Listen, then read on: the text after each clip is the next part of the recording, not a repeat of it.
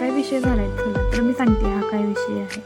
आज सकाळी लवकर उठून मी निघाले होते कॉलेजवरती. पण हे बघा पाऊस काय आधीमध्ये कुठे पण पडतोय. हिवाळा पावसाळा त्याचा काही नेमच नाही बरं का. कॉलेजमध्ये पोचलो तर एवढा काही पाऊस नव्हता. आज होती माझी टेस्ट, ती पण प्रॅक्टिकलची. ते कंडिटिंगसुद्धा करायचं होतं पर गेलं. हे बघ एवढं टेन्शन आलं होतं त्यात. पण हे बघा असं कंडिटिंग करत होत्या बोर्ड.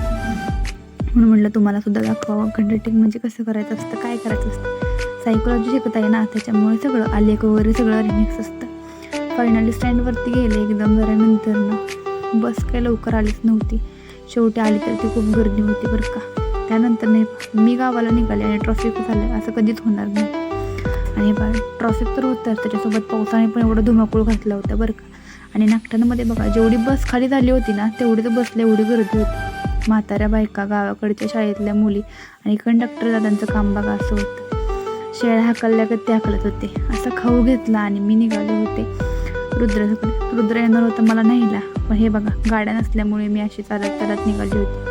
आमच्या गावचा प्रॉब्लेमच आहे, गाड्या नसतात. रुद्र त्या वाटत आला आणि हे बघा मला बाबांना सांगत होता ताई आली.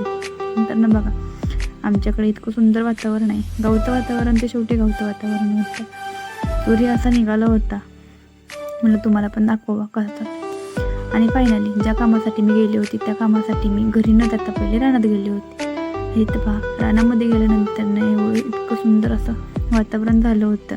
आणि त्यात रुद्राला मी घेतलं होतं कारण तो माझ्या मांडीवरती झोपला होता. त्याच्यामुळे एवढं कशात काम करता आलं नाही. संध्याकाळी 6:30 वाजले होते. त्याच्यामुळे बघा लवकर भराभर चालू होती कारण आमच्या पाऊस पण आला होता. आणि फायनली आम्ही घरी जाता अंधार पडला. धन्यवाद.